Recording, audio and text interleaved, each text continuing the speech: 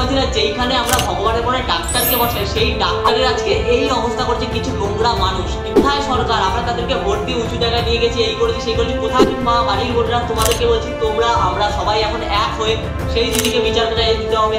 আমরা 2023-এ দেখেছি একটা ঘটনা, তারপরে আমরা কিন্তু 2024-এ দেখছি।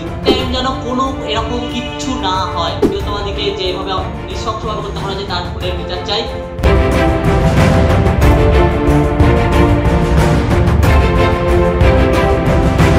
সময় ছিল যখন বাড়িতে মেয়েরা জন্ম নিলে লোকজন বলতো বাহ বাড়িতে মা লক্ষ্মী এসছে, কিন্তু বর্তমান সময় বাড়িতে মেয়েরা জন্ম নিলে মা লক্ষ্মী যতই আসুক তাকে মা কালী রণমূর্তি রূপে তৈরি করা আমাদেরই কাজ হতে হবে, নাহলে আর কিছুদিন পরও আমাদের একই ঘটনা আমরা রিপিট দেখতে পাবো। আমরা চাই না এই ঘটনাকে আর রিপিট করতে, এই ঘটনা যেন এখানেই শেষ হয়। কোনো পুরুষ কোনো মহিলার দিকে কুনজরে তাকাতে গেলে তার যেন চোখ বা মাথা একবার হলেও ভাবে যে কি হয়েছিল 9ই আগস্ট 2024-এ, তারপরে তাদের কি পরিণাম হয়েছিল, তাদেরকে কি কি শাস্তি দেওয়া ছিল, কি রকম ভাবে শাস্তি দেওয়া ছিল, সেইটা কিন্তু এখন আমাদেরকেই করতে হবে। মানে কোথায় সরকার? আমরা তাদেরকে ভোট দিয়ে উঁচু জায়গায় নিয়ে গেছি, এই করেছি সেই করেছি, কোথায় সরকার, কোথায় কেন্দ্র, কোথায় কি? কেউ কিছুই করছে না।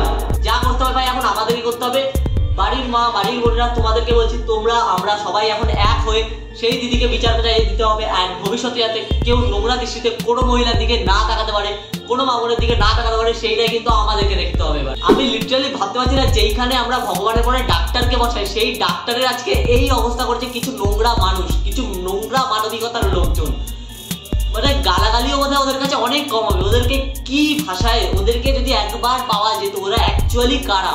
আমি একটা পোস্ট দেখলাম যেখানে বলা হচ্ছে সেই মেয়েটার যে পোস্টমর্টম রিপোর্টে 150 গ্রাম বীর্য পাওয়া গেছে। 150 গ্রাম কিন্তু কম নয়। দেন আমি তারপরে গুগলে সার্চ করে জানতে পারলাম যে একটা মানুষের শরীর থেকে কম করে 15 গ্রাম বীর্য বেরোতে পারে। 15 গ্রাম আর 150 গ্রাম মানে বুঝতে পারছো কতজন ছিল, কতজন। আমার সব থেকে ভাবলে সব থেকে জঘন্যতম খারাপটা লাগছে হচ্ছে আমরা সেই সময় রাত্রে নিস্তব্ধ রাত্রিতে আমরা ঘুমিয়েছিলাম, কেউ পরীক্ষার পড়া করছিল, কেউ যাই করছিল, আর সেই সময় একটা মেয়ের উপর এরকম অকথ্য অত্যাচার হচ্ছে। সেই মেয়েটা কতটা যন্ত্রণা কতটা ব্যথা পেয়ে এই দুনিয়া থেকে গেছে, তাকে দুনিয়া থেকে যেতে বাধ্য করা হয়েছে। এর এখন সব শেষে একটাই স্লোগান দিতে হবে, একটাই কিছু করতে হবে, আমরা শাস্তি চাই। এই কেসটা যেন কোনোভাবে স্ম্যাশ না হয়ে যায়, কোনোভাবে যেন ধামা চাপা না পড়ে যায়।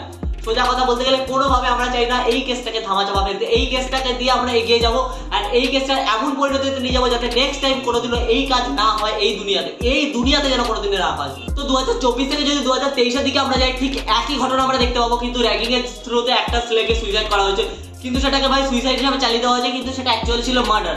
তো আবার 2024-এ এসে আবার এই ঘটনা, যেখানে একটা ডাক্তার আমাদের ভগবানের পরের স্থান, যারা আমাদের প্রাণ বাঁচায়, সেই এখন এখানে সুরক্ষিত নেই। অ্যাকচুয়ালি ভাই আমি 14 তারিখ রাত্রিবেলা ওখানে গেছিলাম। ওখানে গিয়ে আমরা যখন উই ওয়ান্ট জাস্টিস করছিলাম, আমরা বিচার চাইছিলাম, যেটা আমাদের প্রাপ্য, যেটা আমাদের ন্যায়। আমি লিটারালি তারপর থেকে 14 তারিখের পর থেকে এতদিন আগে আমি ঠিক করে রাতে ঘুমাতে পারি না। আমার জাস্ট ভাবলেই আমার কেমন লাগে যে আমরা কি করলাম, কিছুই করতে পারছি না। এখন আমাদেরকে করতে হবে, আমাদেরকে তাদেরকে নত করাতে হবে মাথা, তাদেরকে পায়ে স্ম্যাশ করে দিতে হবে, যাতে আমাদের পরবর্তীতে আর কোনো মা বোন মেয়েদের দিকে যেন এই রকম অত্যাচার করা না হয়। আমার বারবার এই একটা স্লোগান, নেক্সট টাইম যেন না হয়, নেক্সট টাইম যেন না হয়। কারণ কি আমরা 2023-এ দেখেছি একটা ঘটনা, তারপরে আমরা কিন্তু 2024-এ দেখছি, কিন্তু এই ঘটনাই কিন্তু আবার পরবর্তীকালে হবে না তার কোনো গ্যারান্টি নেই। সেই গ্যারান্টিটাই আমরা আজকে চাই। আমরা আমাদের আজকে গ্যারান্টি চাই যে নেক্সট টাইম যেন কোনো এরকম কিচ্ছু না হয়। এইটাই যেন শেষ, এইটাই যেন শেষ হয়, যতই যাই হোক এইটাই যেন শেষ হয়।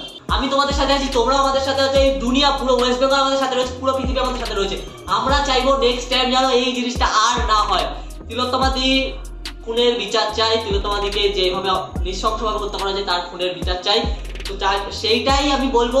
ইভেন তোমরা বলবো এই ভিডিওটা শেয়ার করো তাদেরকে, যারা আমাদের এই আন্দোলনে যোগ হতে চায়, যারা আমাদের সাথে থাকছে, অল টাইম রয়েছে, তাদেরকে এই ভিডিওটা শেয়ার করো। যদি ভিডিওটা ভালো লাগে অবশ্যই শেয়ার করো, অবশ্যই শেয়ার করো, যাতে আরো লোকজনের কাছে পৌঁছে যায়। ইভেন আমাদের একটাই মন্ত্র হবে, আমরা যেন নেক্সট টাইম এই জিনিস আর না দেখতে পাই, এটাই যেন এই শেষ হয়, এটাই শেষ হয়, এরপরে আমরা যেন কিছু না দেখতে পাই।